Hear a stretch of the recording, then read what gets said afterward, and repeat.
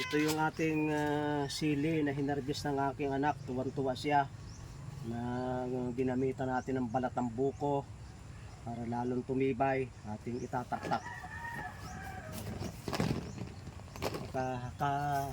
Nung isang araw nakakuha na sila, pinagbili na.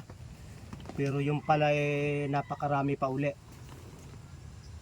Hindi natin nakalain na ganito karami. Diyan marami pa pero palalakihin muna. Kasi yung iba kanilang tinitingnan yung tama sa kiluhan.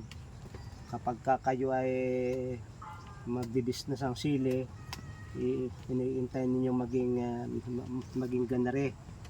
Yan, kasarapan yan. Pero sapagkat ito ay aming pagkain, ay ito naman yung pinakamasarap sa amin. Yung ganyang mura. Sarap talaga kahit hindi ka pa kayo nagsasawi, 2 linggo na kaulam namin ng sili yan. Ang sarap kainin yan. Isapaw man sa sinaing, isawsaw lang sa kalamansi. Yan ay masarap. Pero pagka ganyan ay kung minsan man 200 ang kilo ang wholesale, ay kung kayo may 100 puno niyan, ay bagay pagkakakwartahan din.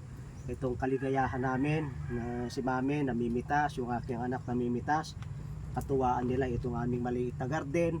At sa tingin ko ikikita rin sa mayroong iba't ibang paraan ng paghahalaman tayong ini-introduce na hindi pa nasusubukan sa mga nakaraang panahon. Ay kanya-kanya kasi nang iniisip ang tao. Ay bukod yung aking iniisip, kasi iniisip ng iba, meron na akong sariling paraan ng paghahalaman. Kaya ito yung resulta ng ating ginagawang pagtatanim. Maraming salamat sa pagsubaybay nyo sa Natural Will. Si Pastor Vito.